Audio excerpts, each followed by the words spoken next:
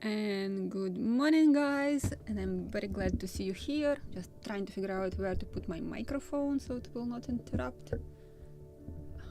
Like this. So finally this day happened and we are starting a new project with this Gunboat Philadelphia. But I will still stretch this moment a little. I need to replay or re-enter the previous raffle because our winner of the previous kit just refused to pick up his prize because of the cost. It is not only expensive to send parcel to Canada, but it is also of bank fees. They wanted to get fees which are even bigger than the amount of money which he has to send me to refund the parcel cost.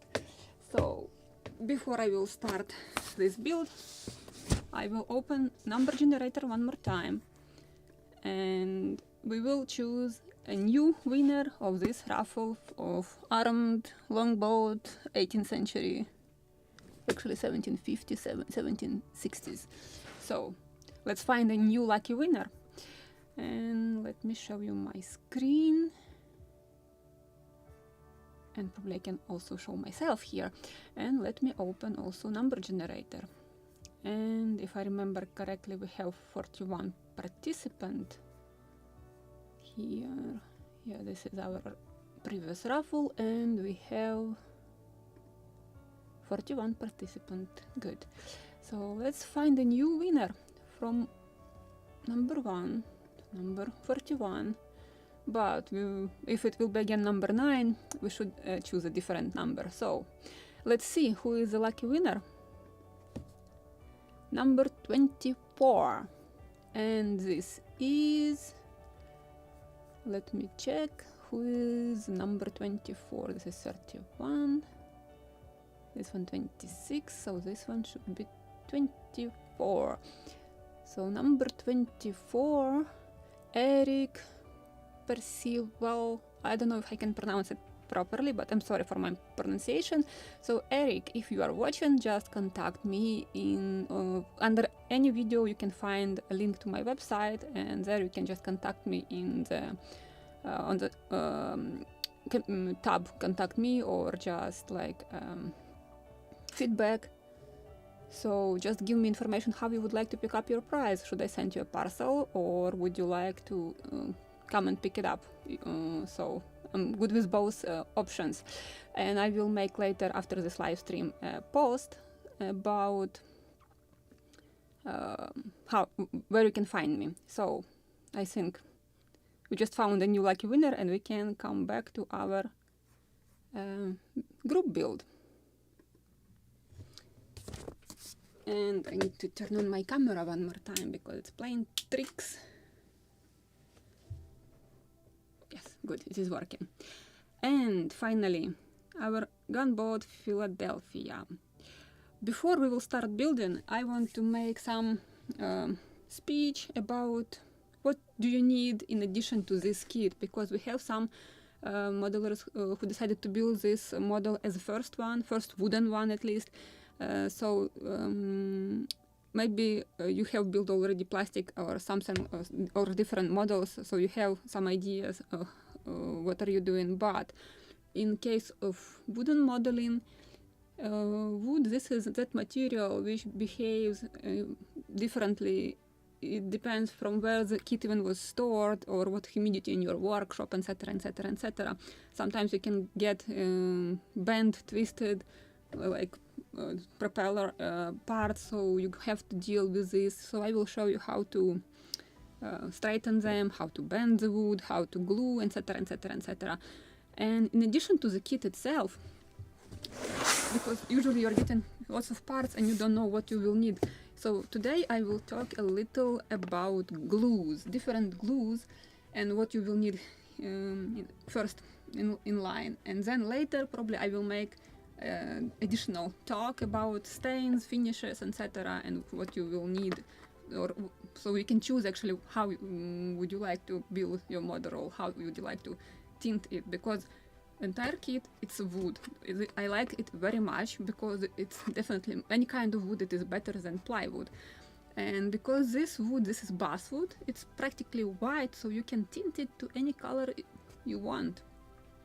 In my case, I'm thinking to convert this basswood into a noble wood like boxwood, because I will use yellow shellac, and yellow shellac can give you this effect like it is boxwood.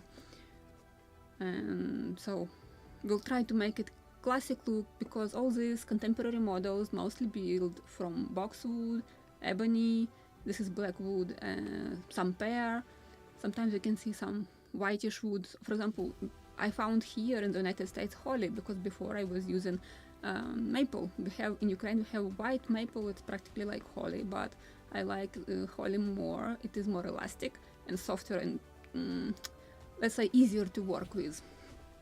So let's return to glues. As a main glue, I always recommend to use PVA. This is the European standard, this is D3. In the United States it will be type 2. So also I will show you another two tight bonds. Not this one, I have somewhere different one. I thought I grabbed proper bottle, but apparently not. I have somewhere quick and thick tight bond. The keyword is somewhere. Here. So this is the proper one. And let me use them. Why I recommend to use PVA as a main glue? Because these glues are reversible. You can speed up curing them with a soldering iron. This is what I will use on this live stream, so we can continue building without waiting while the glue is curing like 10-12 hours. Usually I'm clamping the parts, like especially planking, for 10-12 hours before I will continue. But during the live streams I will use soldering iron, so we will not stop working. Why I'm using white glue or PVA glue, wood glue, carpentry glue, I have seen lots of different names. This one dries transparent, clear. So if you will like glue something and have noticed some drops and they stay there, so it will dry transparent, it will not be that much noticeable. I like tight bond because it is very strong, but disadvantages of this one, it is yellowish when it dries, and sometimes even when you scrape it completely from the surface, like nothing is there, but after drying in 10 hours you will see yellowish spots, and sometimes it is very noticeable and very difficult to remove. So I'm usually using this one where it is not visible, and if I will make a mess, so it doesn't matter. And another my favorites, this is tight bond, quick and thick. It really dries very fast, but it is very thick, it's true, so you should apply very thick layer and you should take into account this. But it is also dries transparent, so that's why I like it. And when you need to glue something very fast, this is just perfect one. As additional glues, I am using cyanoacrylate.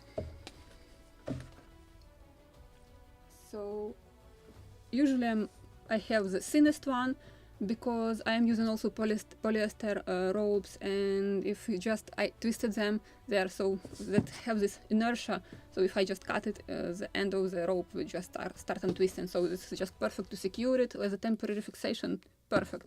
Same with this thick or gap filling cyanoacrylate, or you can use also gel cyanoacrylate, it will do the same job. So for example, when I need to fix something, when I'm carving, so I need to glue the part to something. When I'm carving something, then I can unglue it and glue it with PVA. So for temporary fixation, this is maybe the must-have two glues. And this is what I mostly will use on this build. So this was a small introductory about glues, and I forgot to put in the description under the video a video about glues and examples how to use them, etc. So after this live stream I will add in the description under this video a video about glues. So let's open the box finally, and I will show you it on a big screen. Full screen? Where is my full screen? Like this.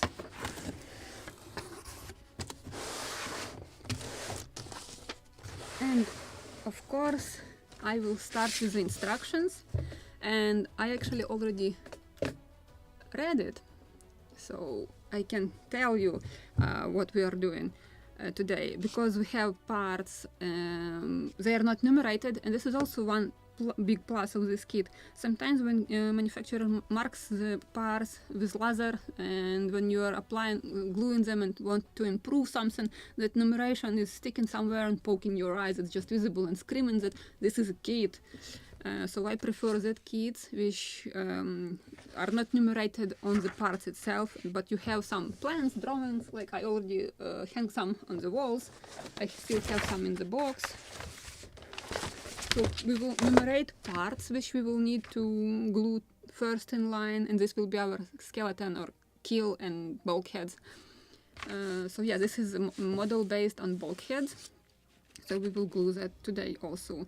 And before you every time when you are starting a new project, new kit, I know it's boring, but better read ahead a few chapters or a few steps. What are you doing on your model? Because sometimes it can prevent you from making mistakes, like missing parts, which you can glue something and move forward, and then realizing that you have forgotten something and it is impossible to glue. So you have to unglue everything and start from the very beginning. So to save you some time and from these troubles, you just read a few steps ahead before every gluing something. As in my country like to say 7 times to measure and only 1 to cut. So I already read it, but also before I will start, another small step aside. In this is not very thick instructions, but this model has huge quantity of drawings, literally step by step diagrams. So this is what I like the most. I like drawings more than just boring instruction, and this is true.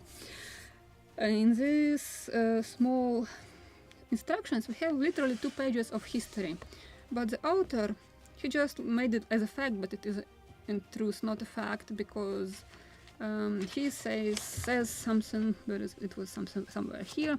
Yeah, the Philadelphia, okay, I will flip it because I can't read like this. The gunboat was, no, not here, it's here.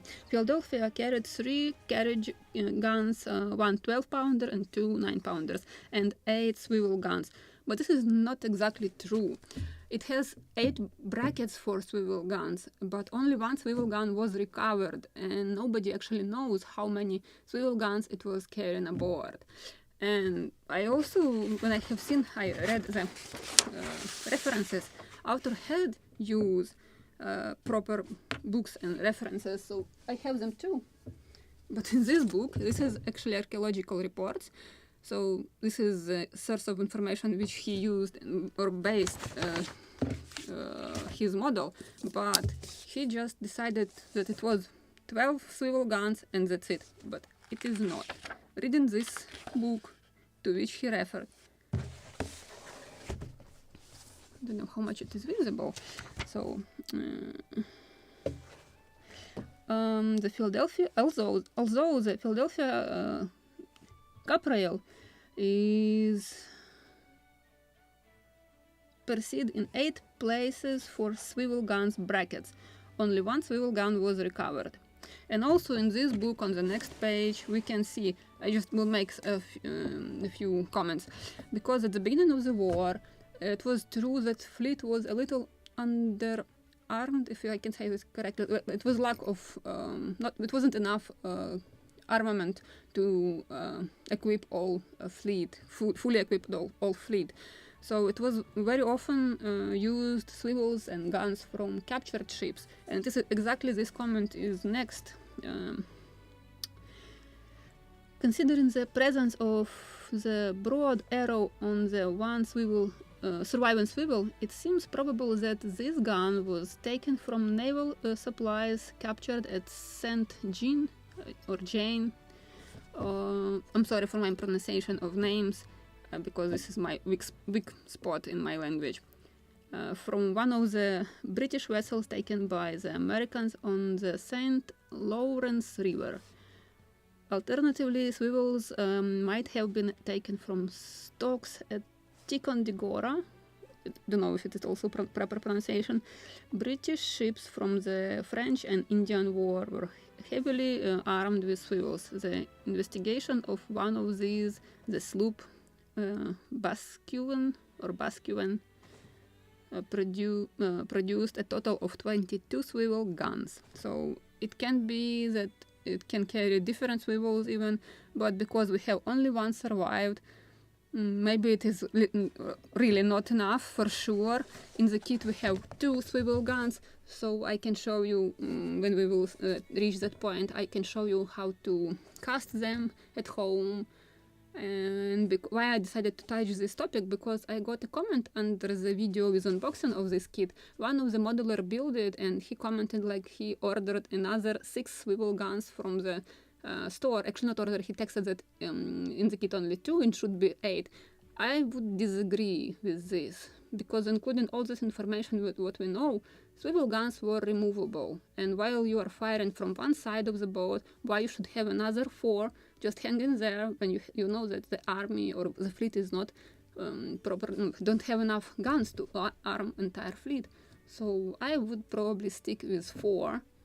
So we will make another 2 on these streams, and in the process of building I will be reading this book to you with all I'm sorry, I just getting troubles with speaking, haven't spoken so long for ages.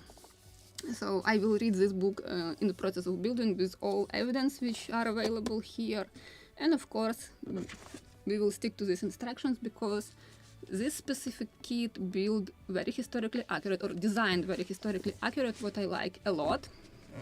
So I disagree only with swivel guns, that it can't be only 2, should be at least 4. And the rest of this evidence we will read and check during the process. So let's start taking out parts and enumerate them.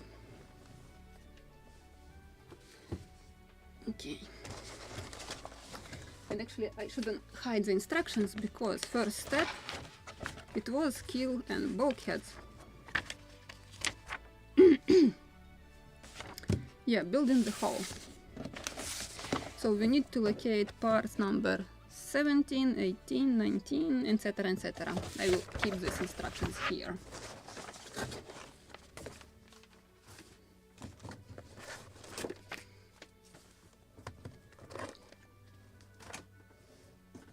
And let's start searching for proper parts. And you can see, nothing numerated here, so we have to numerate them.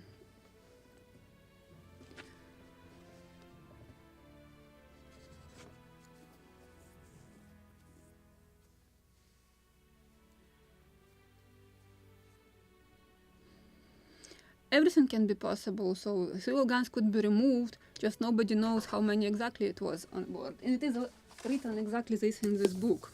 Again, I will return to this swivel guns.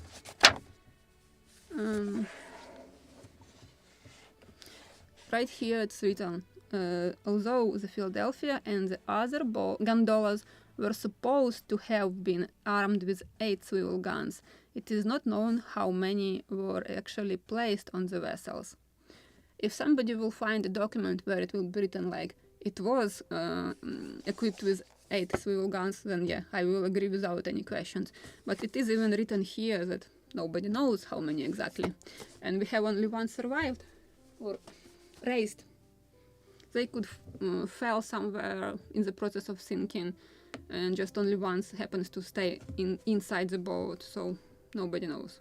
That's why I underline that the modeler claimed that he has used the proper information, but he just made it as a fact, and this is what made me a little upset, because it is not fact that it was really 8 swivel guns. It was 8 that metal brackets for swivel guns, but not 8 swivel guns.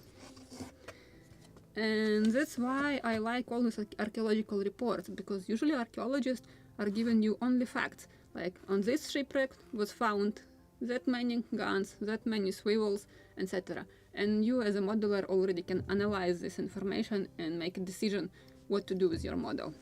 But sometimes, not even sometimes, quite often I'm seeing when modelers are writing something like analysis, or in this case instruction, they are converting some facts, like reinterpret them in their way, or what they want to see on their model. And this makes me a little sad. So that's why if I can find some original source of information or archaeological reports, I prefer to have them for each model I'm building, because this is the most accurate source of information. So finally let me reach this parts. I believe this is always bulkheads. Do I have more? This is probably bottom. So let me search for some more. And this is probably what we will need. And now I need to open drawings with these parts, with numeration of these parts actually. So let me close this and empty space a little. And now I want to find the drawing with these numerations.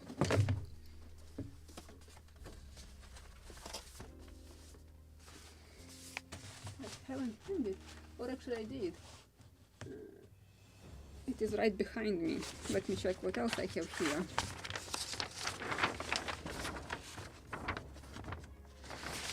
And I like drawing the most because I have also parts list here too. So we will use this one. And pencil. So I will open each sheet with parts and just will put this numeration. Let me identify each one. So this is the one.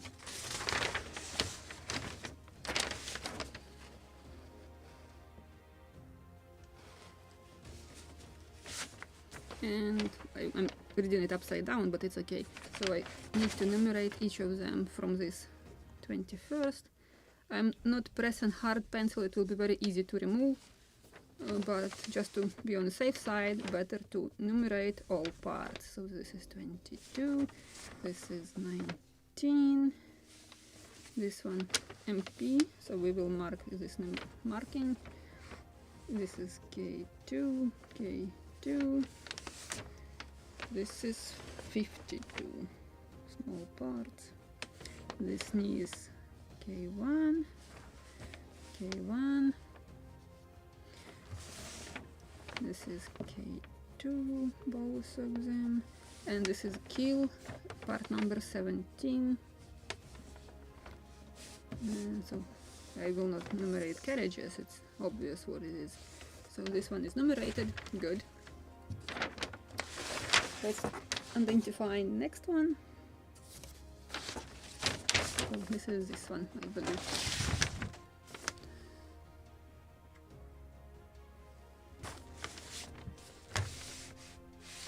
This is 24, 23P port probably. 23P. Okay, this is what we will need. Here and another one. Where is this one? Aha, this one on this side, vertical. So this is 23S, probably 23 starboard. Rudder, this is obvious that this is rudder, so I will leave it like this. And bulkheads, very important not to mess up with them, so better to properly numerate them without mistakes. Oh, I just start already ripping them accidentally. This is not what I mean at the moment. I need to numerate first before I will remove them. So this is, I believe, how it is located. So numbers. This is number 1, 10, 10, 11, 11, 12, 12, 13, 13, 14, 14, 15, 15, 16. Yeah, I'm numerating upside down to you, but it's just perfectly turned on my side. Okay, and now here 2, 2, 3, 3, 4, 4, 5, 5, 6, 6, 7, 7, 8, 8, and 9, 9.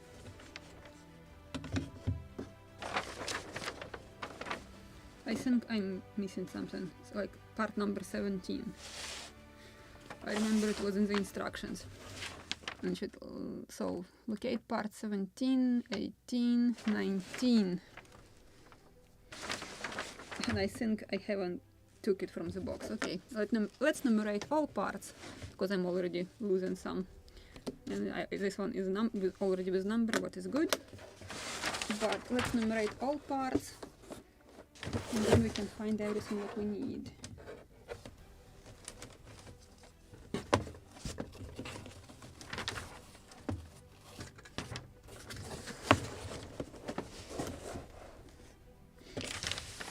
Okay, what we haven't numerated. Can't find this one at the moment, but I have found this one.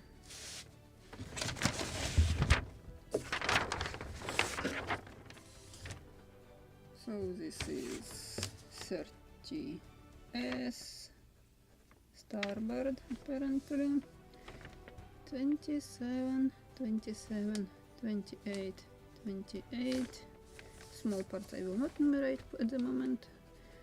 30 port, 32S, 18B, 18B. So this one is numerated. Then I have this one. And which one is this? Maybe I have another sheet with parts somewhere. Oh no, this is right in front under my nose. This is how it is turned. So this is 32P, 31 port, and 31 starboard. Good. Now I have this part. And this is the biggest quantity of different details. No, it was correct. So 42 S, 43 F3, F5, F5, F6, F6. This is 35 S, 35P. This is 43. This is 42 port, 37 port, 37 starboard, and then this is 34 port, 34 starboard, 33 starboard, port 33, 36 starboard, and 36 port, M5. Again M5. And I have another one. Have seen somewhere. Maybe I have somewhere another sheet with parts. Oh, I found this one to numerate.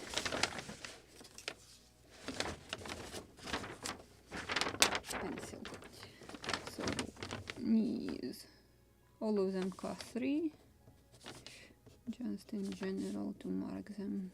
Good. So this is our mast, future mast. It's obvious, but I will numerate this.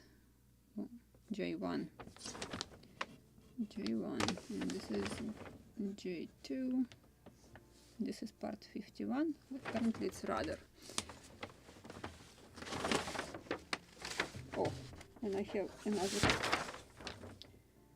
Okay, have I missed it somewhere? Because it is not on this sheet.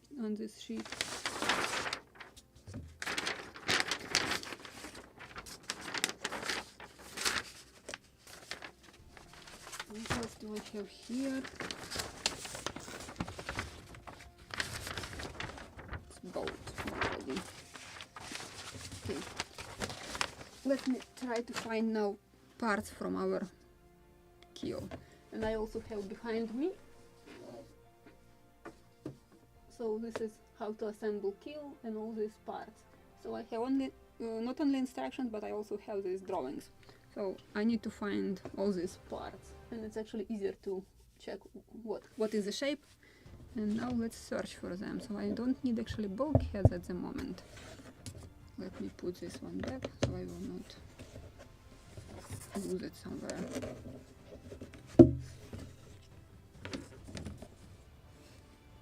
It's already numerated, so not a big deal. I will locate it, but still, we'll keep it there. So I need to find all these parts. Oh, number 17. It is right here. So another small probably talk about tools. Of course, you will need something on which you can cut. So at least the smallest cutting mat will do the job. Scalpel, some tweezers. This is just must-have tools, and some hand drills. This is tools without which you can't build any models. Of course, you will need some sandpaper, something like expandable toothpicks to mix glue, to apply glue. I'm using quite often toothpicks, and so this is what I also show you here. So let's work with these tools. And because I just have this huge cutting mat under it, so I will do it on this cutting mat. But very often I'm using that small one because I can move it around the table and cut where I need something without damaging my big beautiful mat. But I will do this on the mat this time. And this model is actually quite big. It is a scale 1 to 24, and I already collected a few models in this scale, but this is big enough to be a good one for first model, because the smaller the scale, the more difficult to build. The parts become tinier, and quite often they are not in scale really, so you have to sand a lot, shape a lot. So that's why I like this kit also, because all that, even strips, wooden strips, they are up to scale, so you need to sand less. What was else? Number 19, number 18. So we have number 18 here, 19 here. Actually, practically everything what we need is on this sheet. What else? 21, 22, 20. It is also here, all three of them.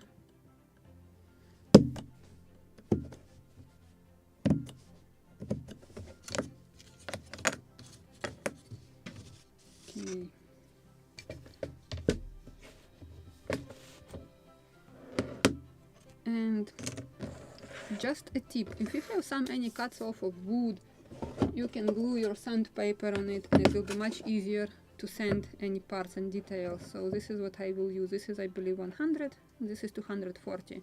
This is just pieces of wood on which I glued these sandpapers.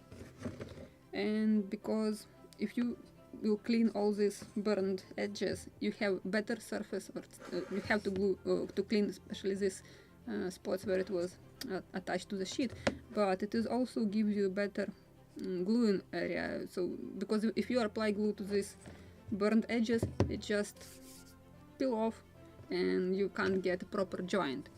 So you need to clean all of this. And because it is also so slowly and boring to do it with this sand block, I'm usually doing it with my favorite tool. And so let me put it here.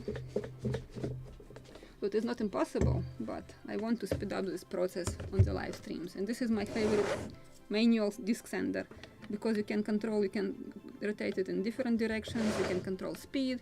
I like it very much, so it becomes just, it's living on my table constantly. I don't know why it is so greenish today. I need to check settings on my camera after stream. But this is how I prefer to use it. Usually it is clamped on the edge of my table, but just to show you how it is working. I will do with it without clamping.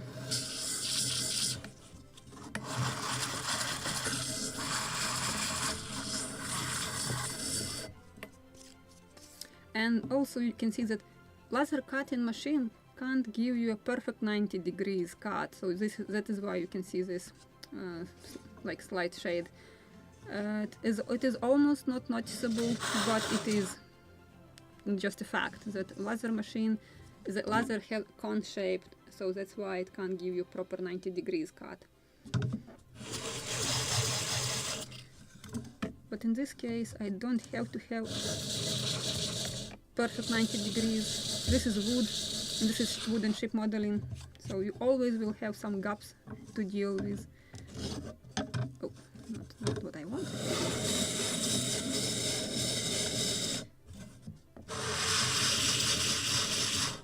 So when I'm doing something like this, it's good enough.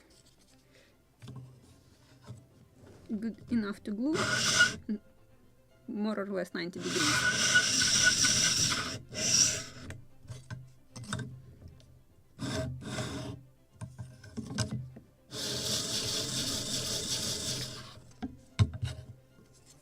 And some spots were like this, which is I can't sand on the disc sander because it's lower. I will use that piece of wood with sandpaper, but I will finish here.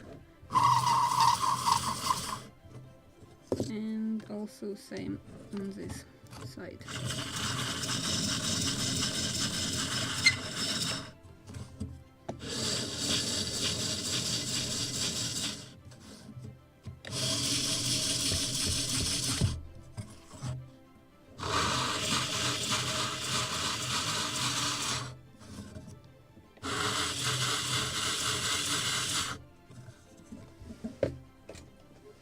And I don't like to blow this dust because it usually gets into my eyes and then I will start sneezing, so I just use brush to clean it. Maybe I can sand a little more.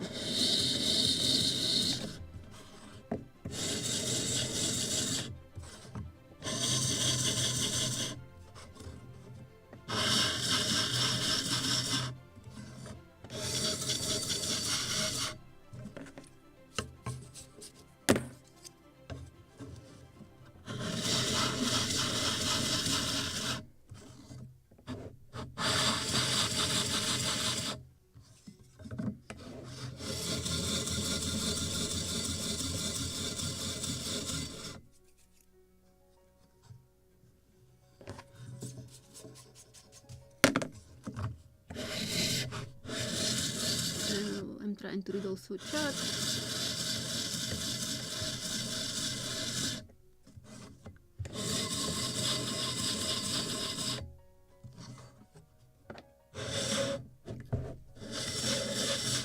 So if you have this kit also, now you have a chance to use it. I have also electric disc sander, but I'm usually mostly using it when I'm cutting some wood strips, so it is just fast to shape that lumber which I have. But for precise work, this is the best disc sander. I think I have seen something similar in Europe, European manufacturers, so just need to search for them.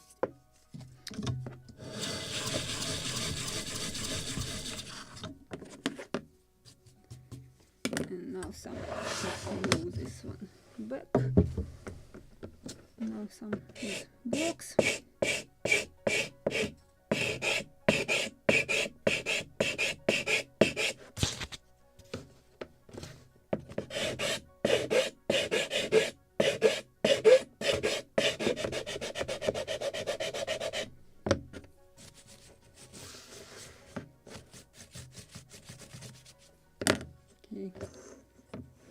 This is almost the length of the model, you just need to add a few tails.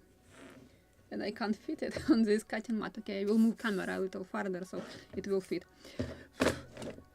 Or let me do it right now.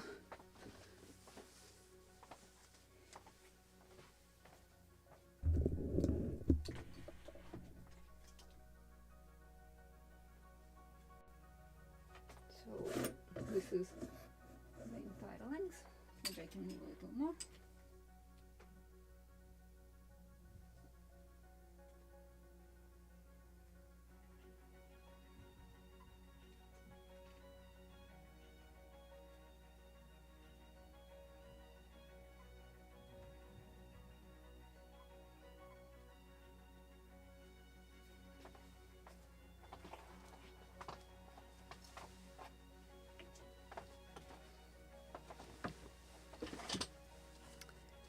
Okay, I think now I can fit the model.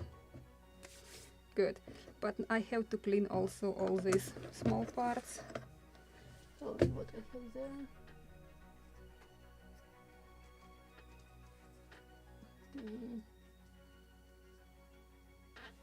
I need to find a few more. I will do it a little later.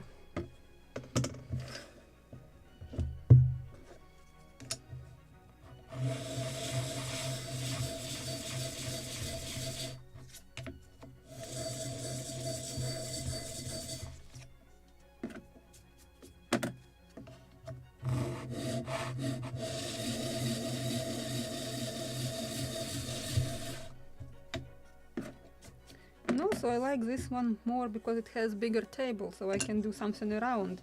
Sometimes you have such like knee-shaped parts. It is very good to have this extra space behind the wheel. Because usually you can have just small tiny table in front of the wheel and that's it. Let me move a little, maybe somehow, so you can hear me better.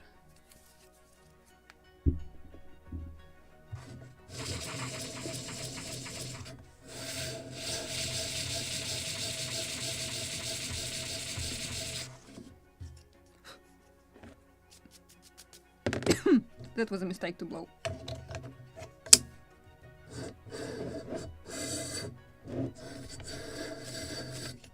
Actually, don't know if I need to sand this sides. Looks like I am not gluing anything to them, but just in case.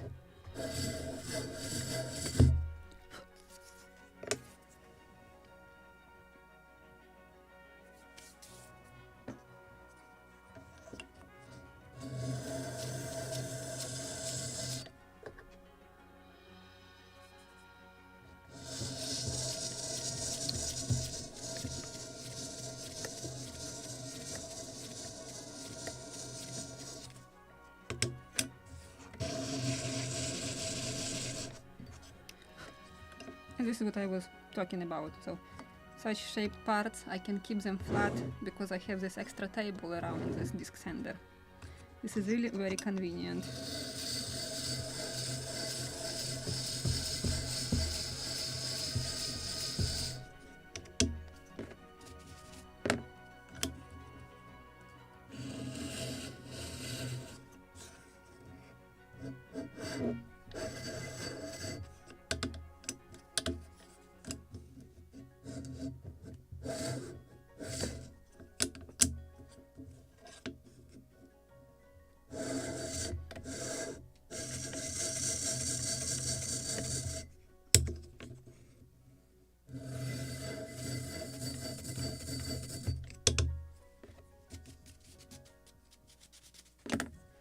Maybe a little more of this surface.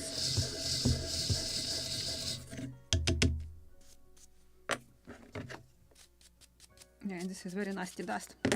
Smells like burned wood.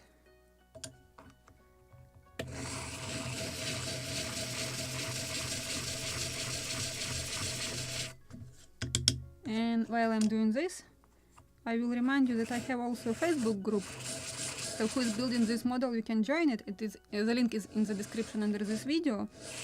So you can share your result or ask questions or just check how everybody are doing. And we always can chat off screen, if I can say this. So because sometimes you are thinking like, oh, I will ask this question on the live stream and then just forgetting it. It happens to me quite often. But you have chance to ask it on Facebook group in any time when you just remember it. Maybe I will not answer immediately, but I will check it every day.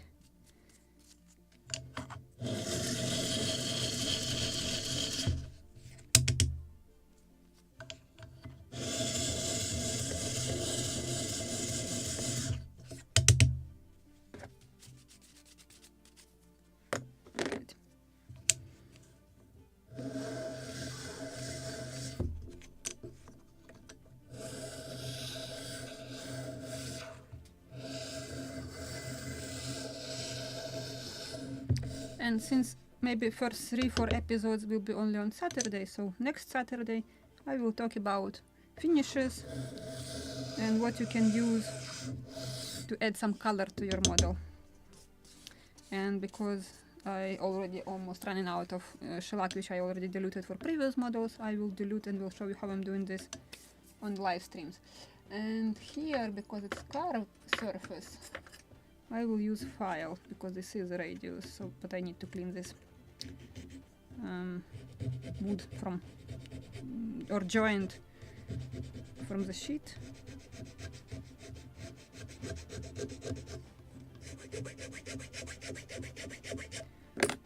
And this is really something very good, because if you have some edges, usually it is on cheaper kits, some parts made out of plywood, and you have these edges where you can clearly see that this is plywood, and this is such, oh my god, so noticeable, so wrong.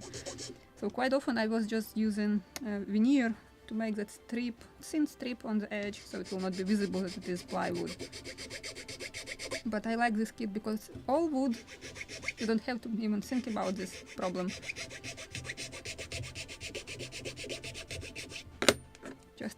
But you have to clean these burned edges. Soot, proper word, I don't remember what is this black burned edges.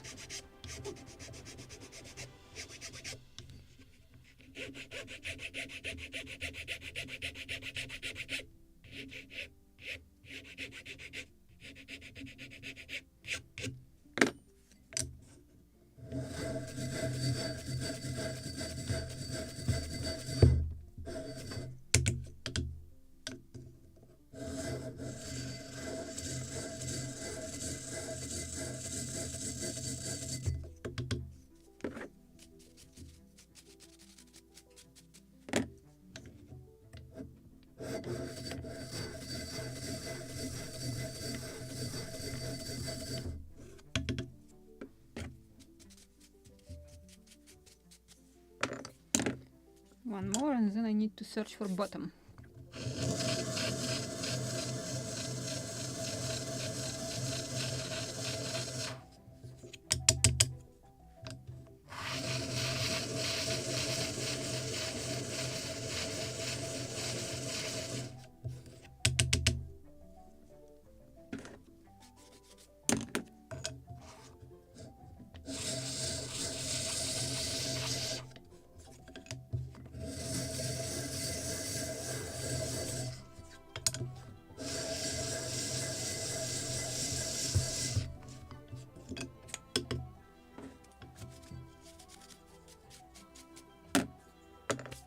Okay, we can start gluing, and while something is drying, we can search for bottom and sand it.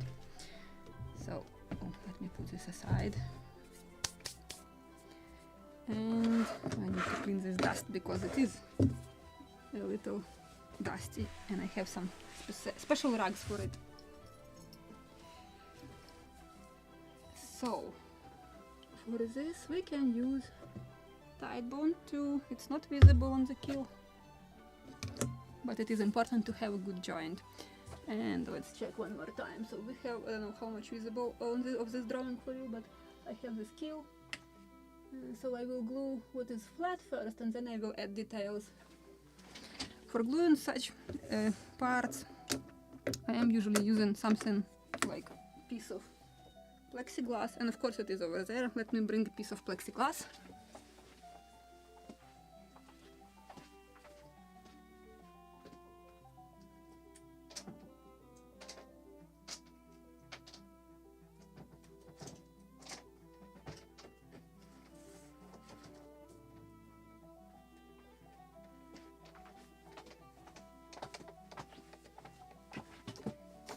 Together with some clamps. It is convenient to have something like this, because when you have something flat to glue, which part is which, probably this one is from here for sure. It's not long enough, I need to find another piece.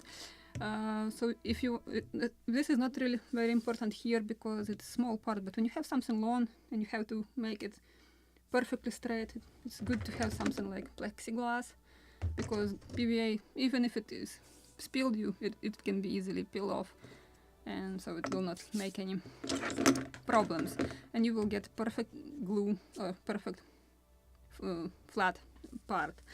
So I will use also cup for the glue. I have some needles here, but I also will use toothpicks if I can find them. Right. And they just run away from me somewhere. So I think I know where I have put them.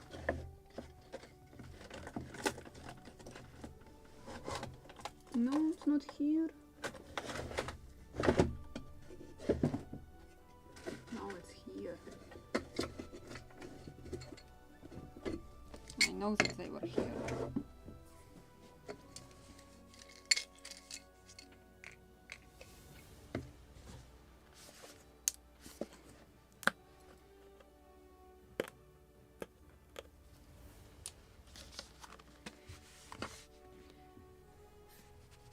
Come on.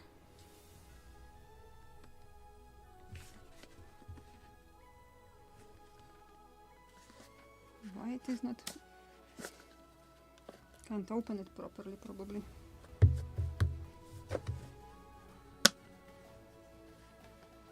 Or I need to clean it because it dried.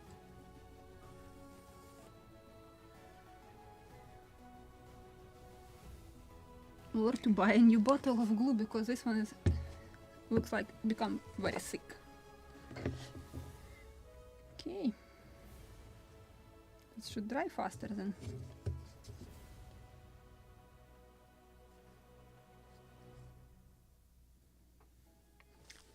And I want to record this actually.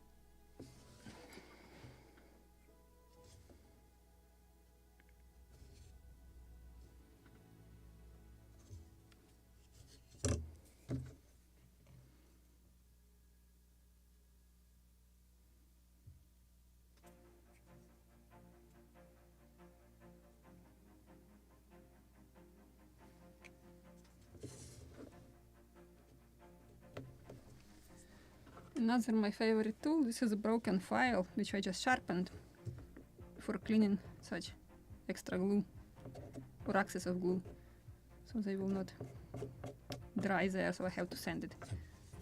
Oh, good job, just well done.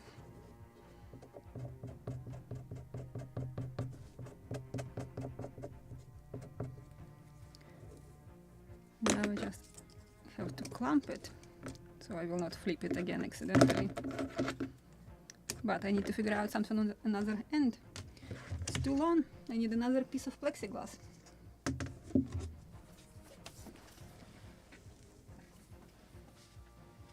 I had it somewhere. Actually, I have a bigger piece of plexiglass somewhere.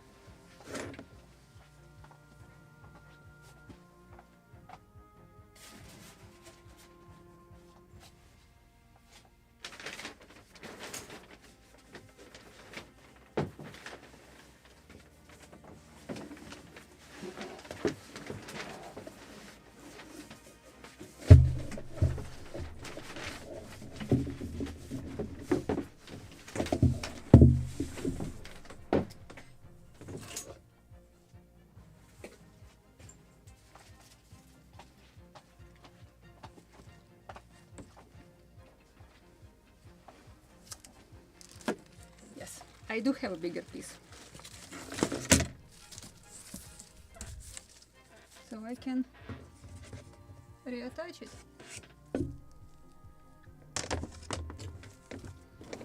Even maybe too big, but this is good, just perfect.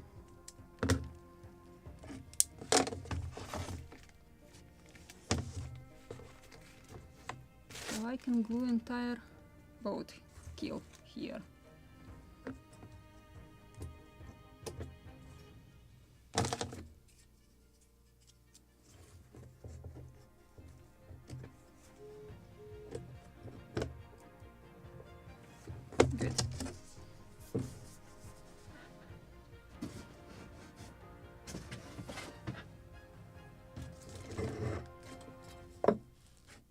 Maybe I should start moving some parts back to the box so they will not be in my way, but I need to glue another half here.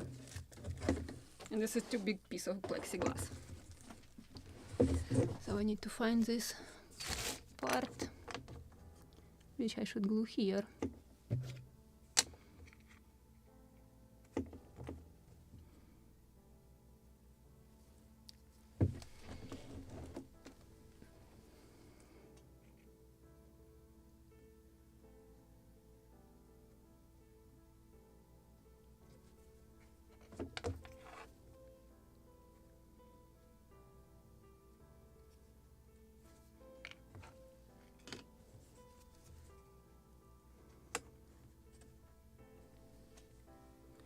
Of course, my favorite tool should be under this plexiglass. And it is a little loose, so definitely have to be clamped.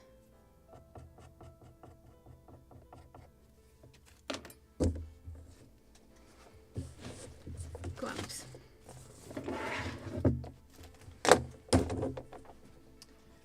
And I will use something, I need something straight. Something straight.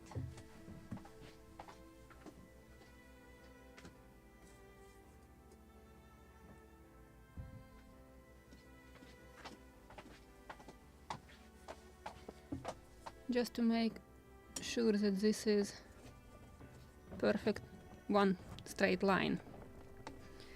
And now I can clamp it. Actually, one is enough. I will put it aside to dry and we'll deal with the bottom.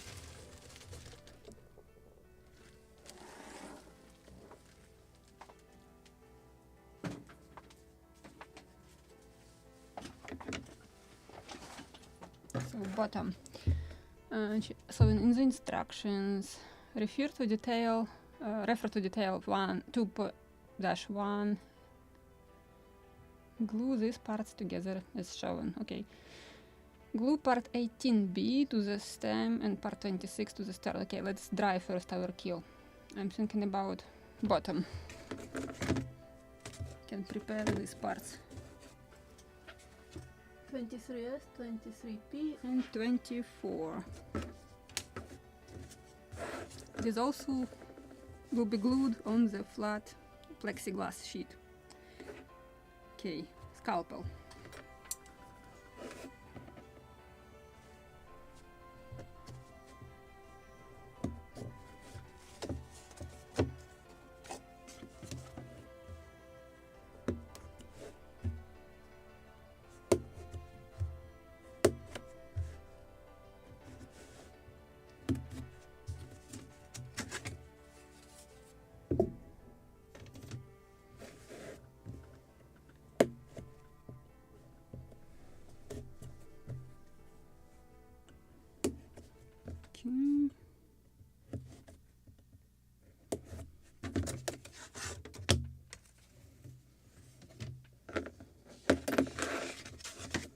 Again, I will clean these burnt edges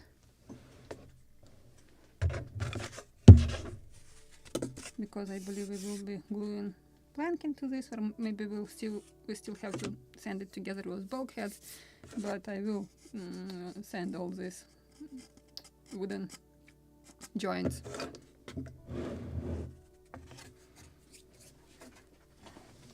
And I will record a little.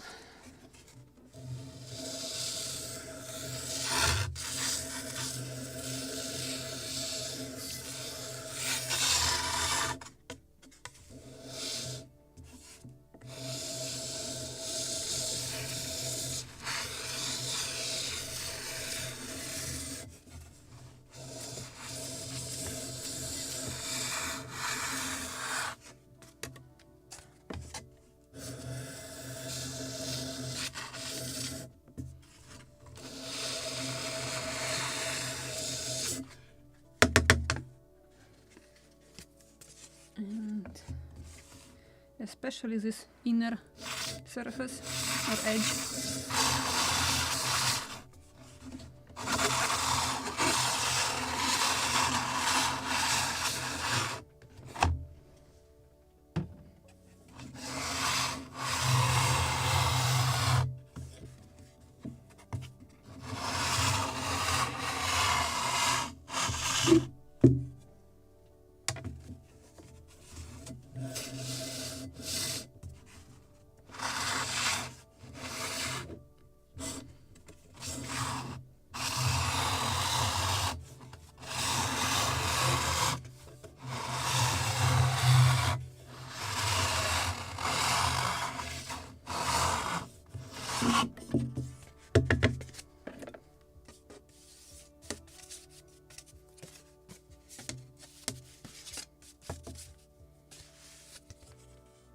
Perfect.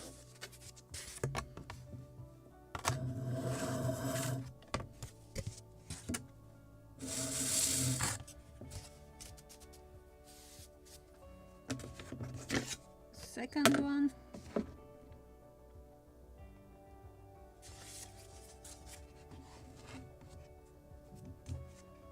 My assistant looked at me like, what is this awful noise? I'm sleeping here.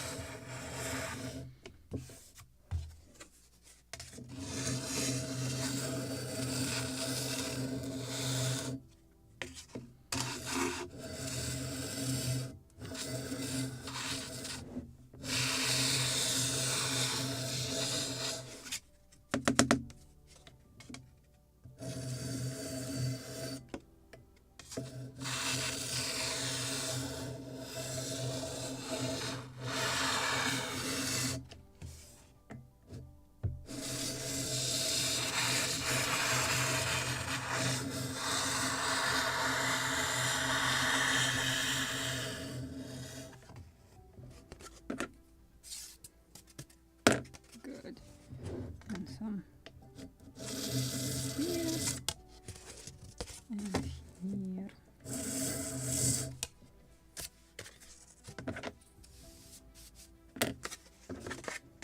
In the third part of the bottom,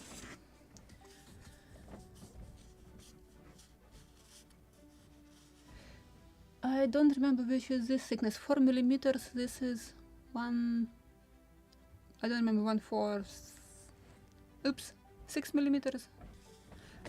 If it is thicker than 4 millimeters, it's good. It will do the job.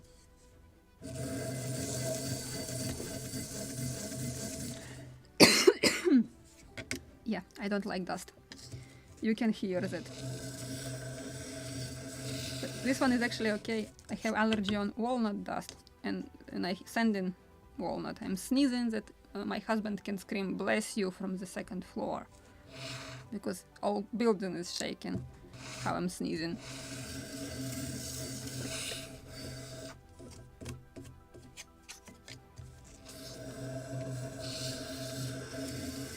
And yes, I am working in the basement.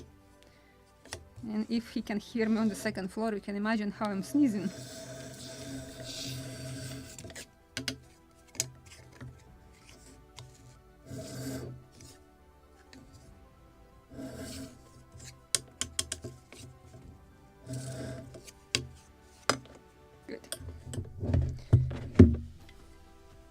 So I can use a smaller piece of plexiglass because it should be enough. Let me try it.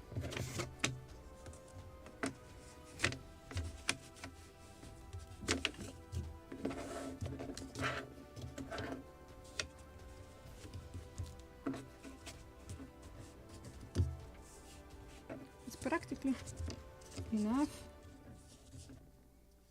Huh. I think I found some mistakes in the shape. Or it is intentionally, let me check. No, it is. Okay, So we have problem. Let me check drawings how it should be, because this is another end and it's correct one, but we have a problem. Like this. Which drawing to use where it is flat? Not this one, not this one. Let's see what I have here.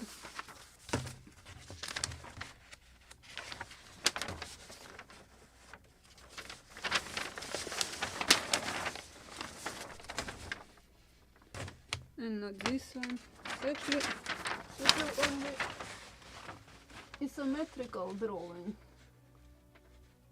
So let me check the keel. What is the length? If it is just one part is longer, it's not a problem, we will cut it. But when it is short, I can still cut some parts from this, where these parts were holding it. But it's not beautiful, even if it is not noticeable on the bottom. Still not very beautiful. So let me check now length of the keel.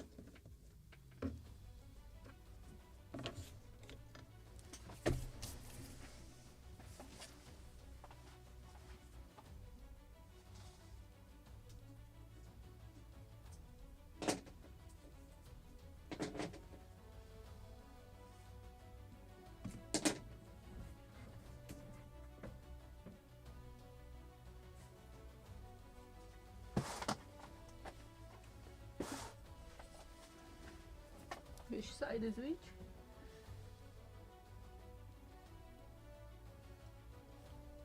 Well, I believe this one should be this direction. Okay, let's check. And I'm afraid that one part, this one, is not long enough. Good thing that this is the bottom, so it doesn't matter. It will not be visible, but I know that it is there. So then I will glue it like this, and then when it dries, I just will fill these spots with pieces of wood. And it will be good enough. Okay, then I will do this. The keel already, the glue on the keel actually hardened a little, so it's good enough to glue. So let's glue this part then. Maybe I need to add more glue.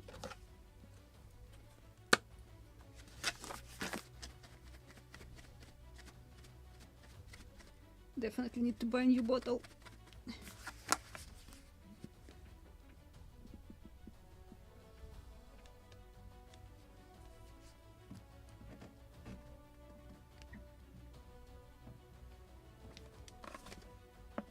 So interesting. If you will get same mistake in your kit, should be the same. It can't be that one is shorter part and another kit with proper part. So just text me next time in the comments if you got the same problem.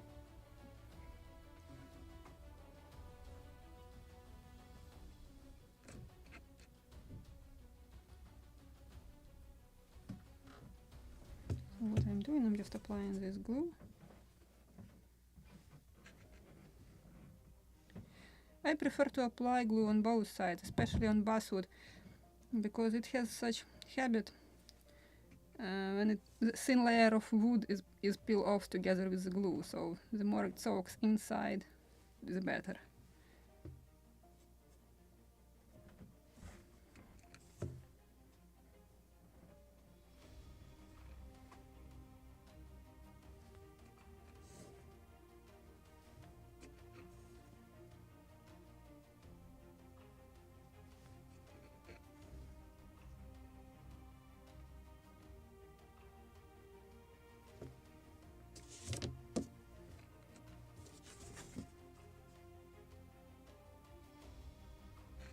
So yeah, it should be the same in all kits. Okay, then we will hide it. As I said, good thing that it is on the bottom and it is not visible. And this is advantage of building wooden models. You can repair them, even from some shipwrecks, like when your kitten hugging your model and decided to jump together with it on the floor, you have something to repair, let's say. This is with my first model. My cat did this accidentally. He fell from the upper shelf, which was above the model. After that failure, he never even stepped closer than 2 meters to the table. He felt so guilty.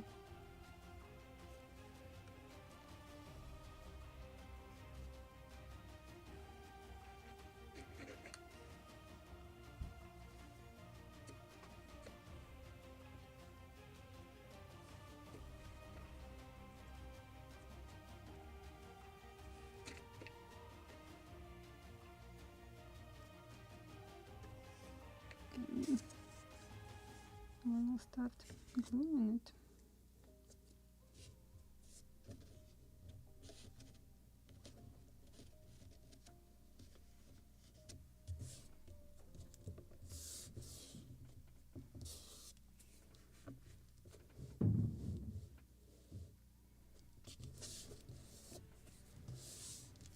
Where is my favorite tool? Right here.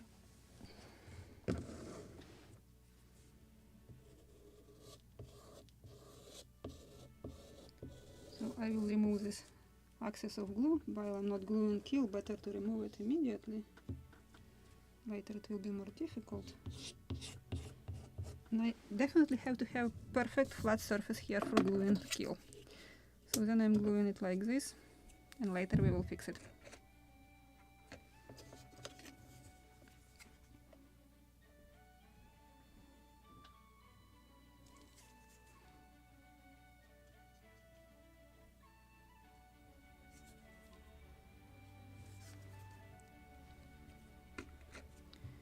Checking where to apply the glue. Or actually I don't have to apply it there. It was a mistake. I prefer to scrape off the glue because this is how you can literally scrape it from the pores. Even if you will start using like cotton swabs with water, it just will impregnate into the wood deeper, will clog the fibers, and later it will be a mess. Especially if you will apply some stains, you just will get huge spot where the glue just soaked into the wood. So that's why I prefer to scrape it off. It is much cleaner and less sanding after that, even if it is necessary. Okay, now I will clamp it. Maybe I should apply some glue a little here where I have contact. Like here, and spot right here.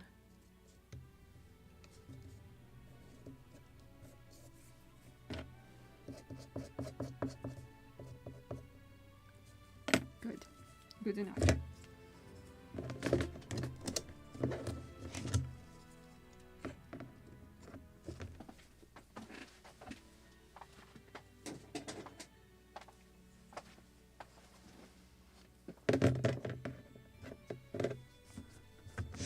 don't know if I can reach here. Maybe it's too wide. No, I can't reach it. I have bigger clamps.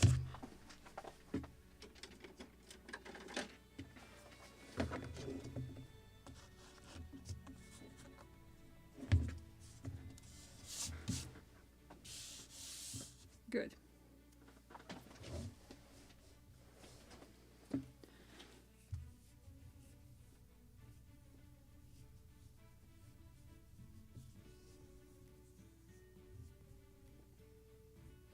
And Ron, was it, no, so have you glued already the bottom, so was it with this problem or not?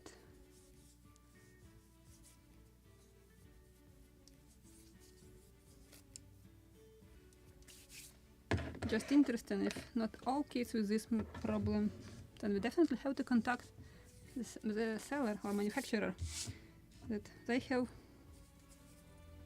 made some mistake somewhere.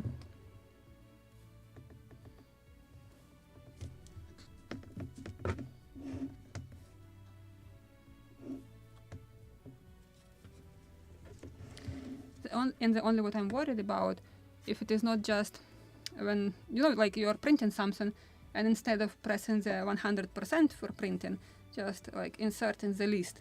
And if it wasn't this mistake, then everything good. But if it was mistake like wrong scale, then it is very bad. Let me, after your comment, I want to check it actually. How about the wig? Just to check it. 72.5. 72.5. No, it looks like the same. So just some sort of glitch maybe in the program.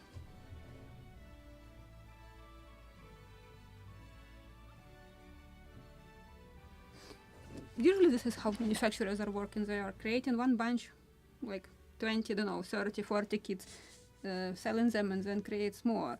Depends how they are selling them.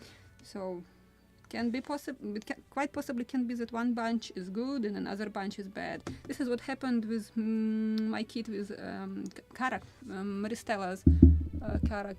It's Croatian manufacturer, and I just got kit as a gift for my channel from a sponsor of the channel. And it happened to be that that one was from one tiny bunch of kits. It was like 20 models only produced on broken laser machine. And they haven't noticed it on time and sent this bunch of kits to different stores. They already, then later they requested them back and sent correct one at their own cost. But a few kits, like 5 or 6, were sold already. And in that 5 or 6 models, I got my completely burned. And because it was shown on my channel, actually the seller contacted me and explained me the situation, that actually it's not that bad, our kits are good. And they have sent me a new one. But I already half built mine. It was already, I think it was already with whales or partially planked. So I made a video to show that it is really good quality kit. But I was continue building my burned one. Just fix the mistakes. And this is what I like the most in wooden ship modeling. You can fix mistakes. You can repair model like real ship. So this is something what you can't do with plastic models, for example. I don't know, I never built plastic models, don't know how difficult it is, but I admire people who can paint in such a way plastic that it will look like a real ship, wood, I mean real wood. This is really something, wow, for me.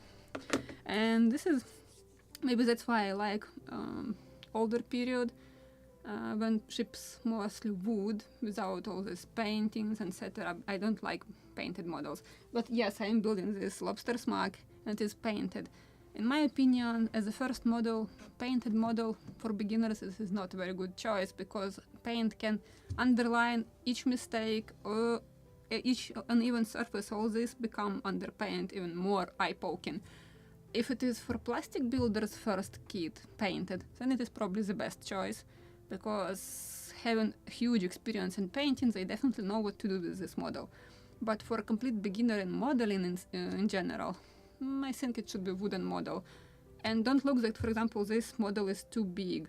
But exactly, it is in a big scale, so it is much easier to build. And if you can put together that model, you definitely can put together this one, even easier. And if it is completely wooden, I think you don't have to worry about how to paint it. And sometimes wood can forgive you something when paint on top of the wood can't. So let's put aside this to dry a little, and then we will glue it together. Or actually we can try glue it together right now. I mean keel on top of it. Which direction?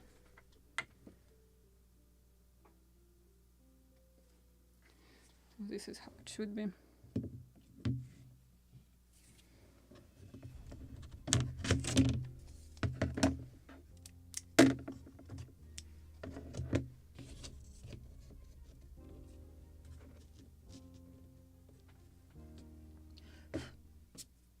And let me figure out which part is go where. 1, 2, 3, so number 20. This one, this one. It should go somewhere here. Number 21. This is 21. So 1, 2, 3, and 4. It should go here. And number, which one is this? 22. 1, 2, and 3 right here. So this is how it should be. We can glue it, so and this will be our, I don't know if I can say skeleton, it's already with the bottom, but sort of skeleton. And when it completely dries, next time we will fill all these spaces with pieces of wood, and we'll sand it to a proper shape. Yep, let's glue it. Just we'll add a little more glue in my cup.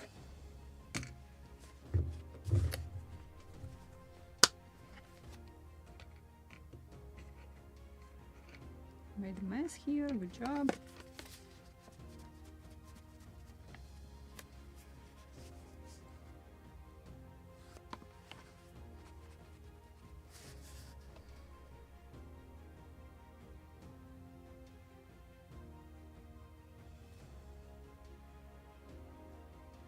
Good.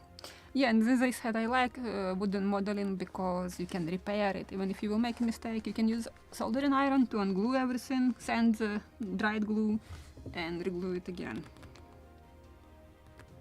So everything is fine. So let's say my model got some damages, ran aground, and I need to repair it. Just got perfectly square holes in the hull. Oh, come on. Definitely. After this live stream, I'm ordering a new bottle of fresh Tide Bond 2. Actually, this one is quite old. I bought this bottle when I just moved in the United States. It was end of 2019 or beginning of 2020. So this is quite old bottle. And just something like this on the bottom.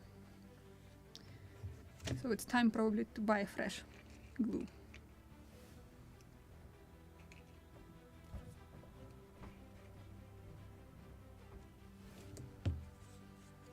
Oh, good job. Yeah, I will move them.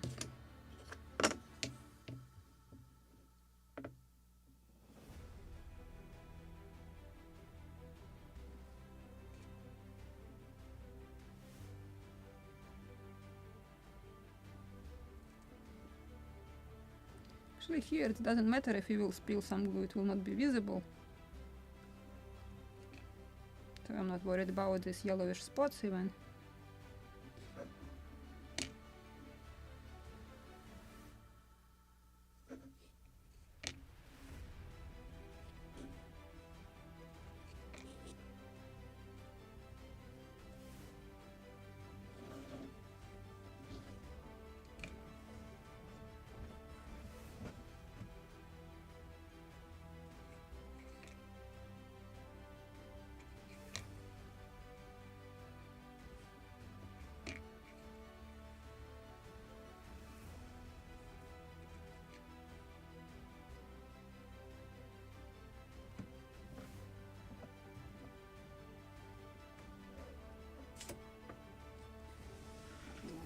The brush. It will be easier to do it with the brush.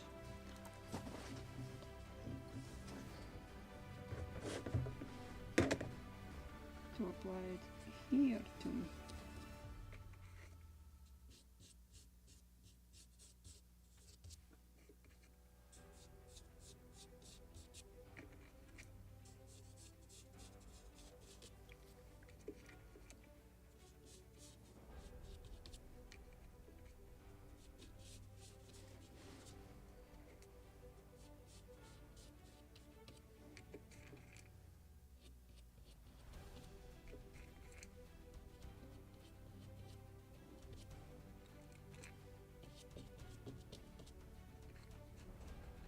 Just perfect quantity, what I need.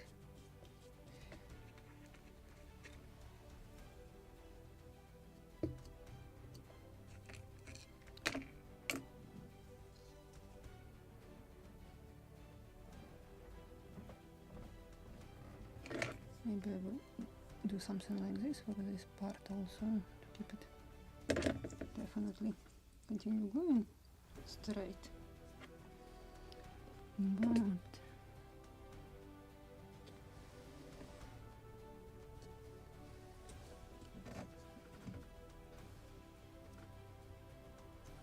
and now I will add add some glue and we'll glue this part to make it definitely 90 degrees.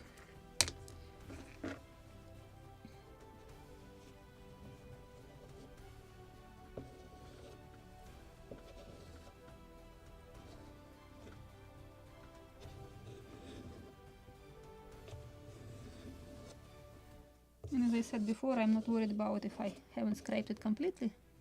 Doesn't matter here, it will not be visible.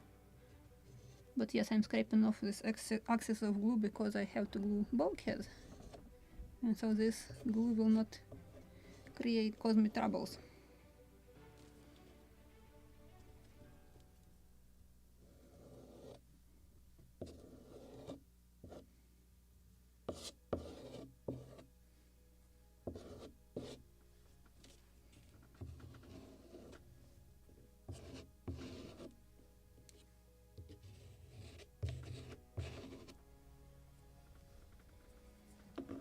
Just to check, I can use a few bulkheads, like for example mid-frame. It's number 9 maybe. Okay, let me find number 9 just to check how I position it so it is proper one.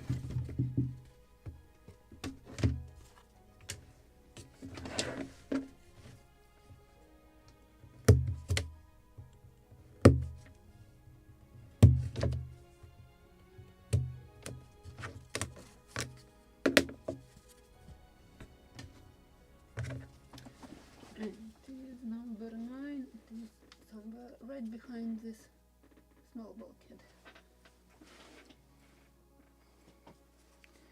So it should be here. Just to check.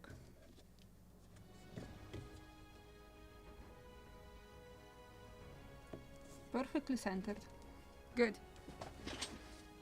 I will not glue it at the moment, maybe, or maybe we'll see how much time we have.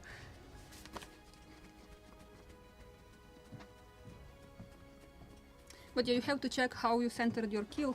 It should be perfectly centered, or you will have some troubles. One side should be centered more, another one you will be lack of frames. So, come on, I need more glue. Maybe I should open it first and then try to press it.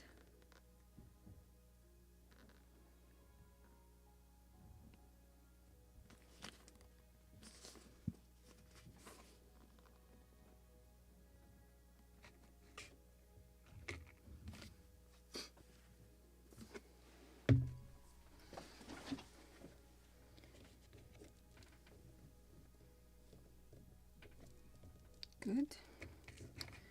So now let's glue this. This is 20. Correct? Yes.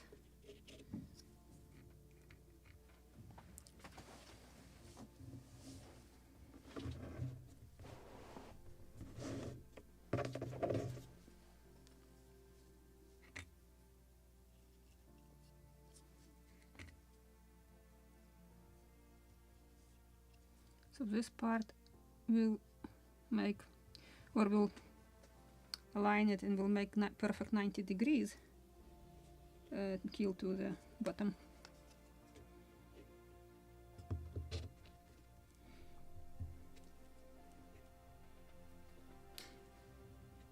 Then this is 21, part 21. Yep, it's going here.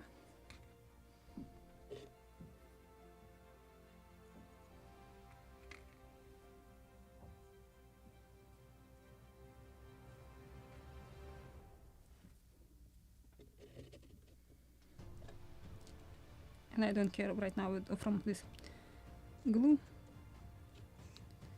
It will not make any difference if I will clean it or not.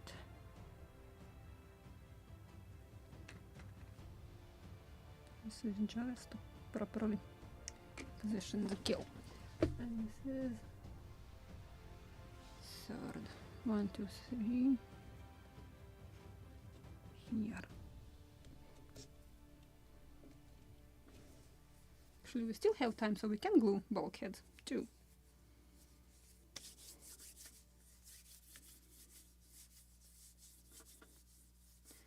But I also I'm thinking how to try to clamp it, or at least with rubber bands too. Although it is quite flat, but it's good. I have some water here for the brush.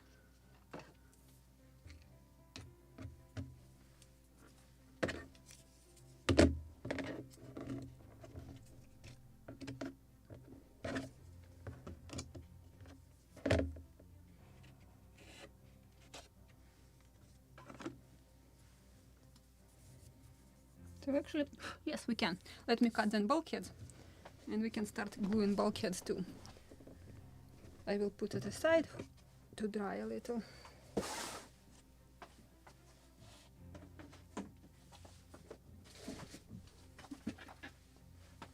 And we can cut bulkheads. And now I have some dried glue already, which I can clean. Yeah, I'm usually using my hands for wiping glue.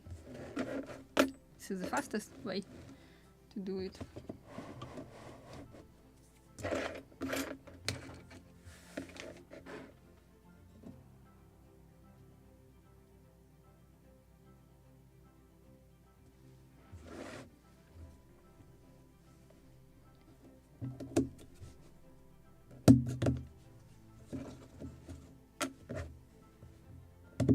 And we have even this line for what you have to send when you are firing the bulkheads or firing the lines of the hull.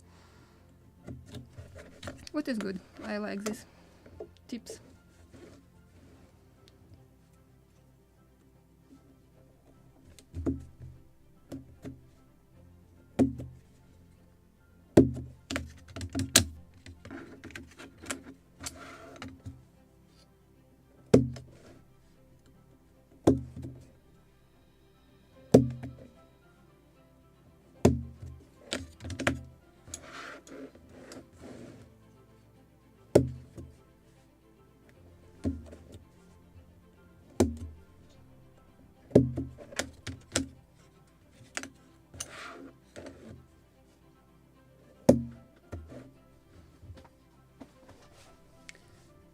Record a little something so then I can edit the final video, or we'll make some episodes.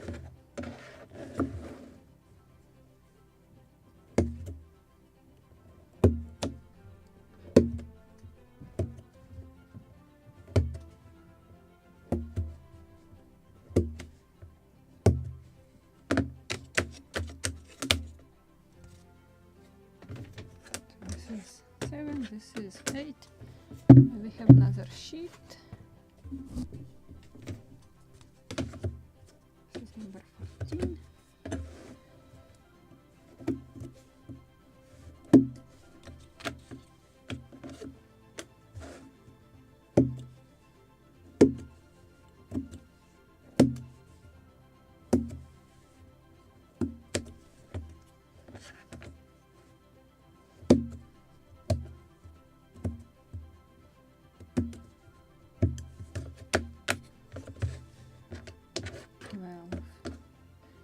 This is 10. This is 11. A few more.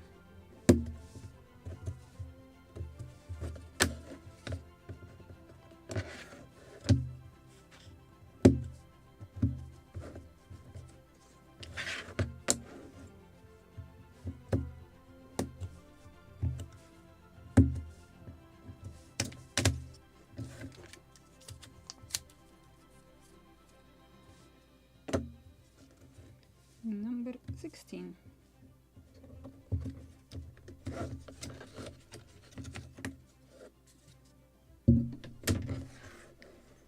Okay. Let me clean this because it's itchy.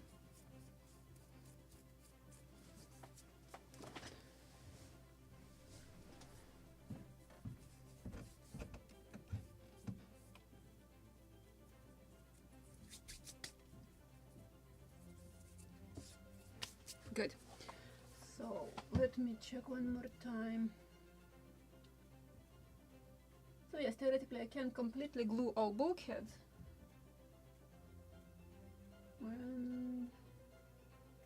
Then I will deal with stern post after. It's possible, doable. So I will move a little these frames, so I will have room for the model.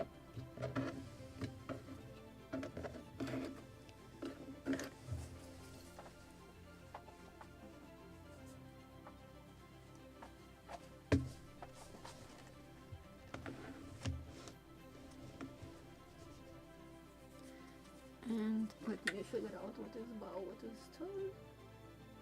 Difficult. But from here, this is bulkhead number 1, and then we are going 1, 2, 3, 4, 5, etc. until 16.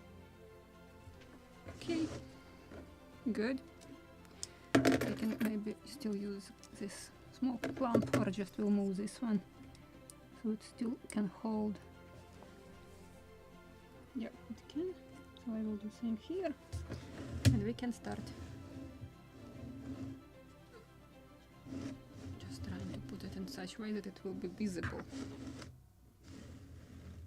Oh. So entire model can fit.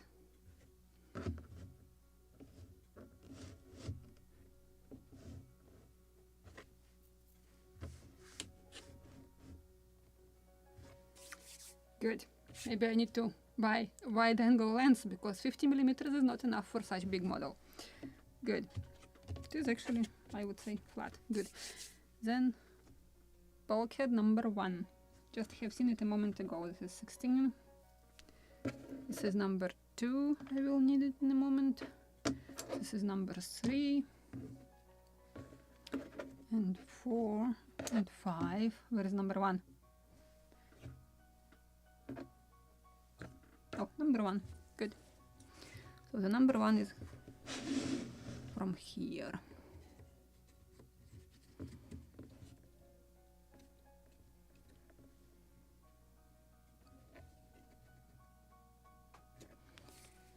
I will need a lot of glue.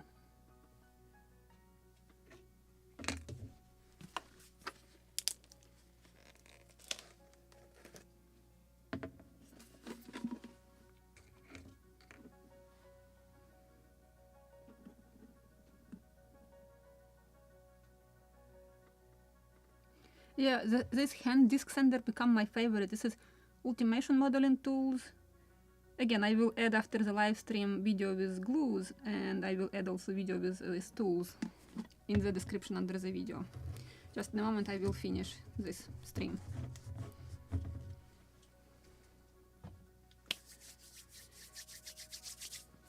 Okay, brush. I will use brush to be faster and more productive. So number 1, just lost it. Number 1. Oh, it's already sitting here and waiting for me.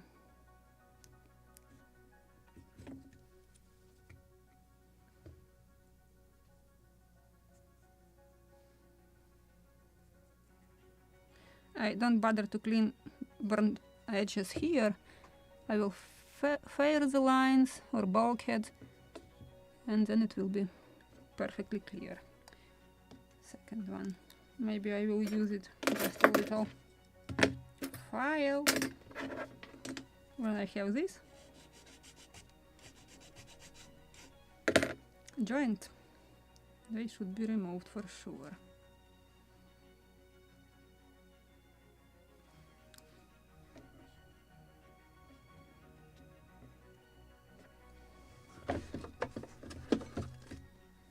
Just to check square-ish, or I have a smaller piece.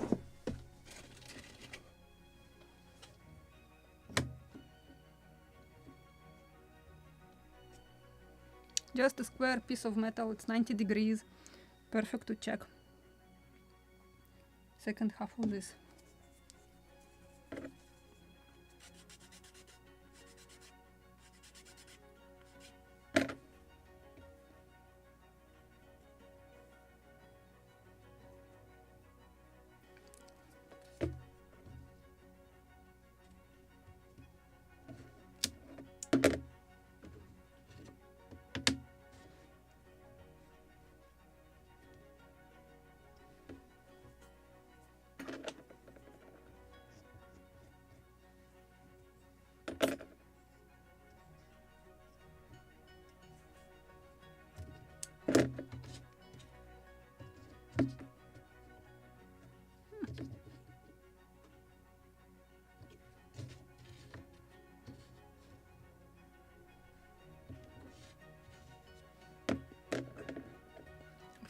flipped it, good job.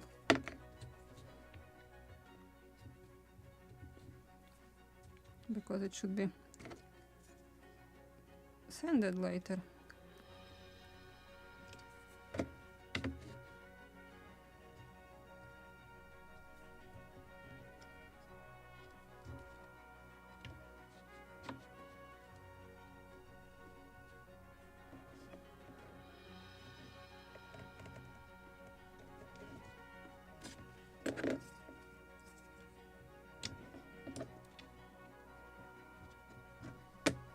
Number 3.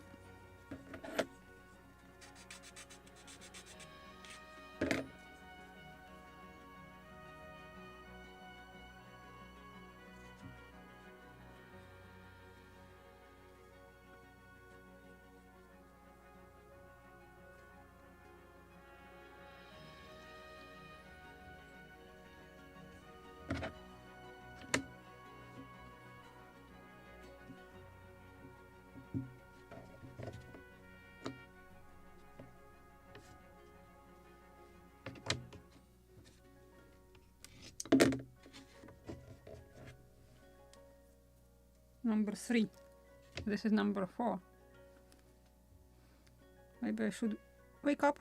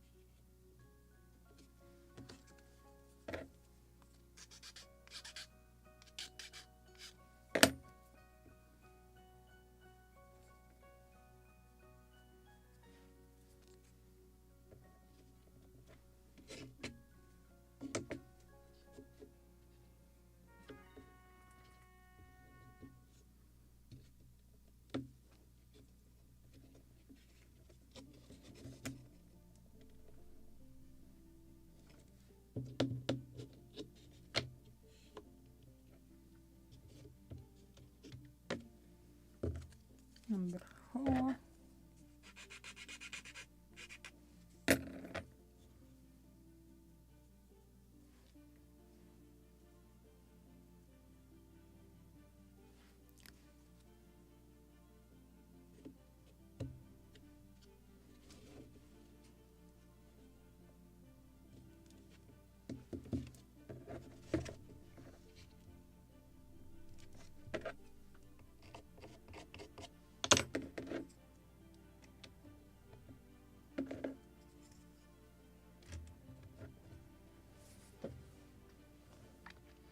Number 5.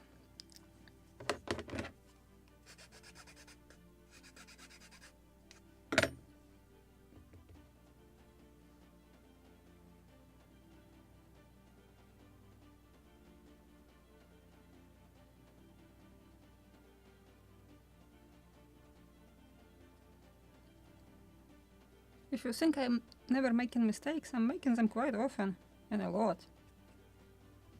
And sometimes my husband can come, oh, nobody will see it, we can leave it. I'm like sitting like, no, I know it is there. I need to remove it.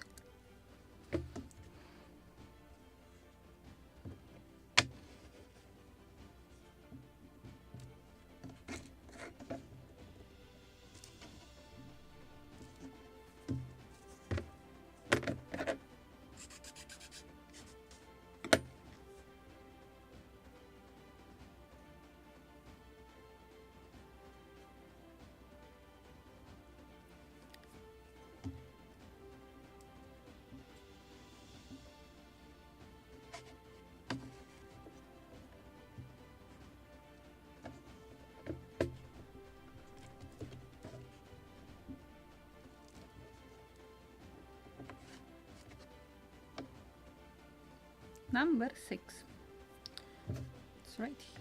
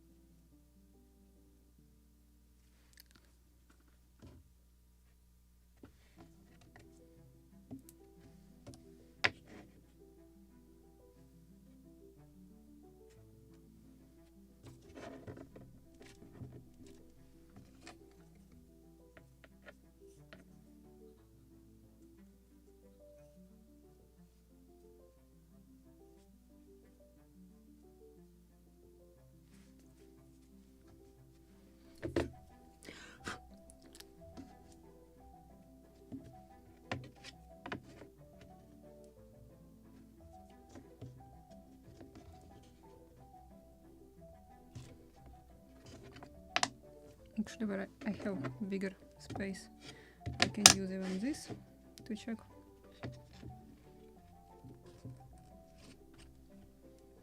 How it is 90 degrees or not.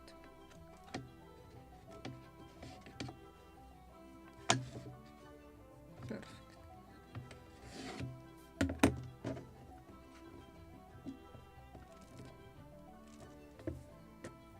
Number 7 is right here.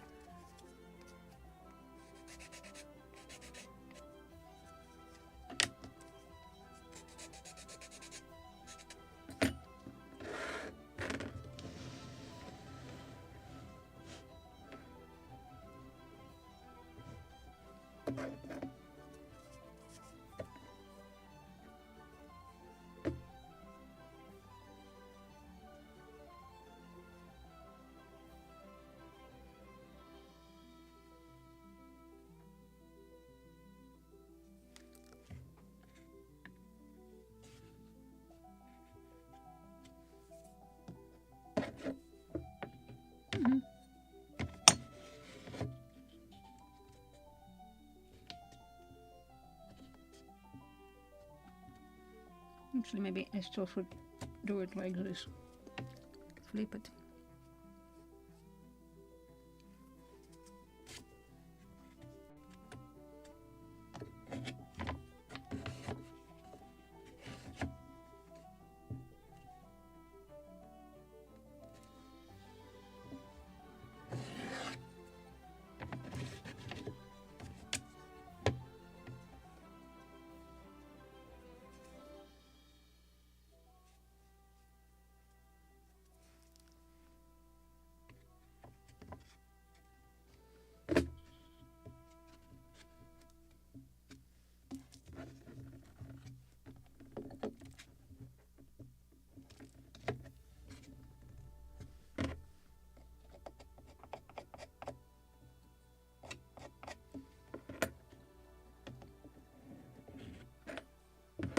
Number 8.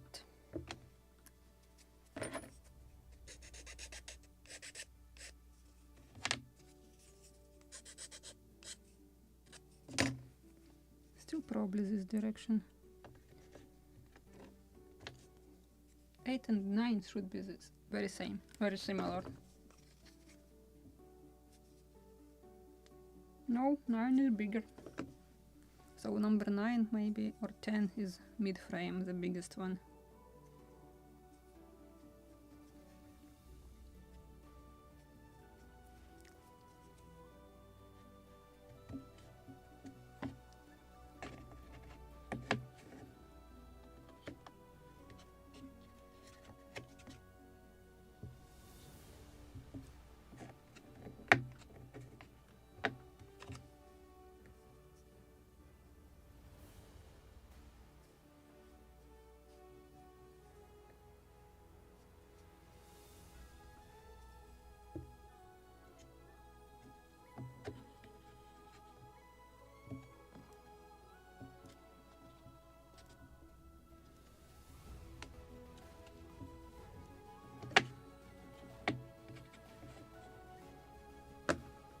So number 9. Let's check it with number 10.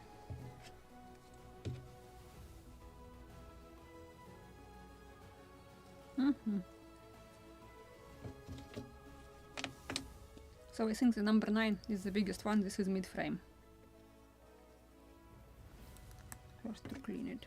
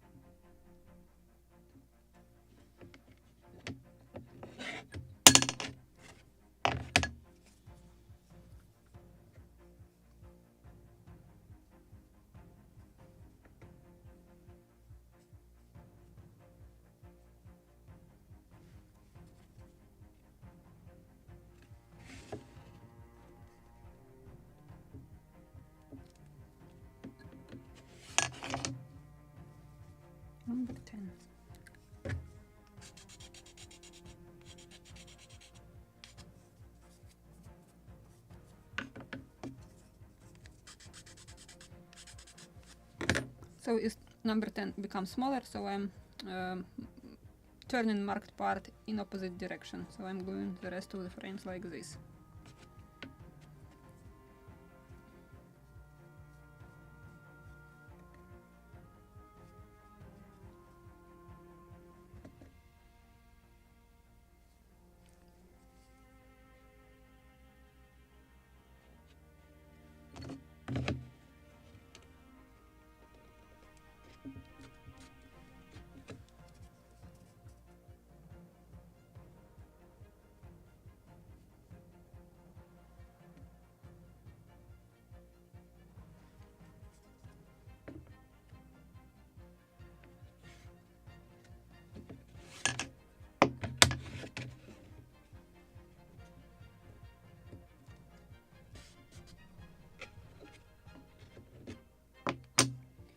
Number 11.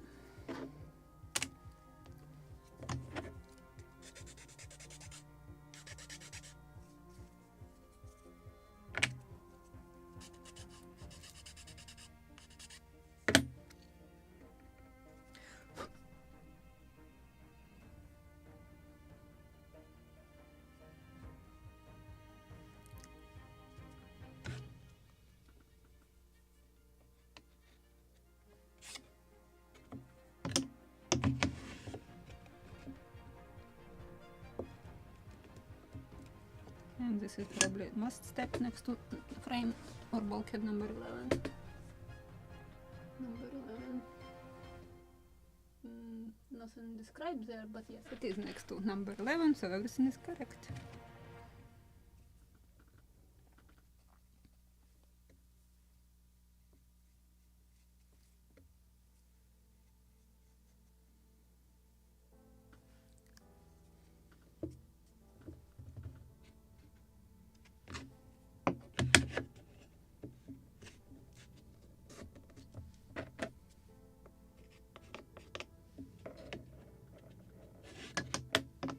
Number 12.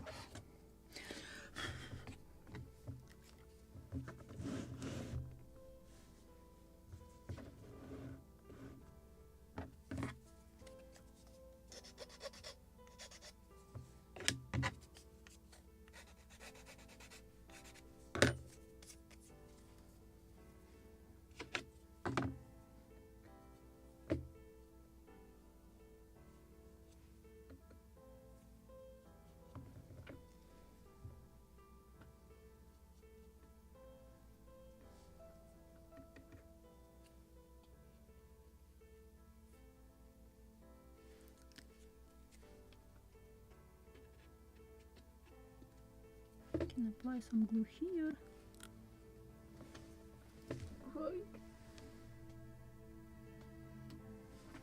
Nothing is showing, but looks like it is correct.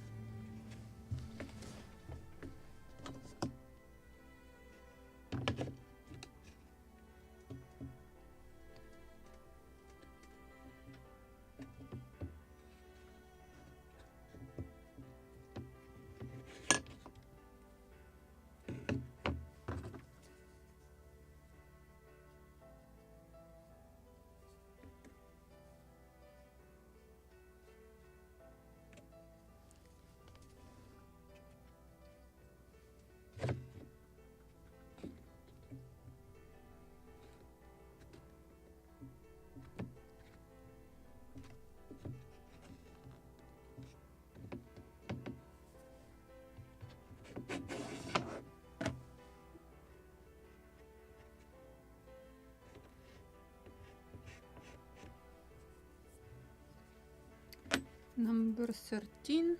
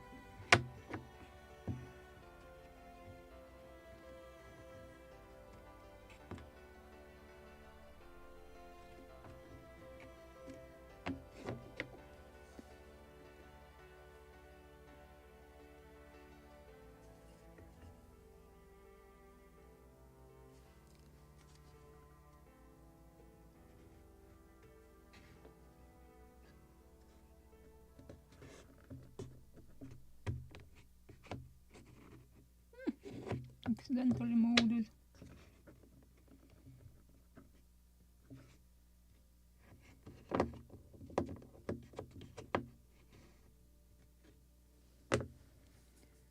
Number 14.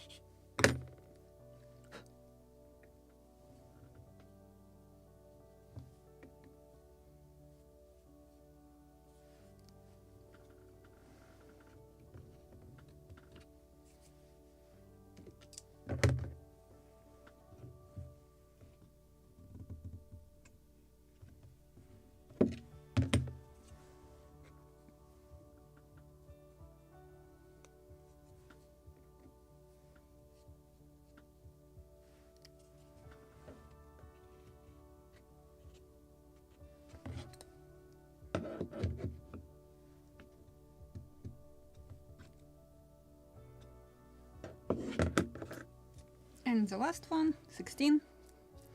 And it's perfect timing, so I am almost on time. And so it will dry till next Saturday, so we can fire the lines or bulkheads, and we will start thinking about some, I believe, inner parts or planking. We still need to finish stern and stern post, and then we will work on something inside according to this drawing. So after bulkheads, probably planking, some all these inner parts, so we can definitely can do something interesting next time. And this is the last bulkhead. Brush will go into the water.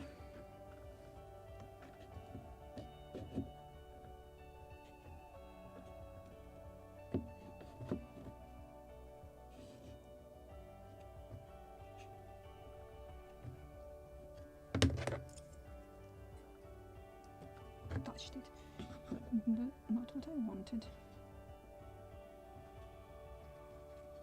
Good. And now it will stay on this piece of plexiglass until it dries. Maybe I can clamp somewhere additionally just bottom to keep it perfectly flat, but I just touched it. The bulkhead, not what I wanted.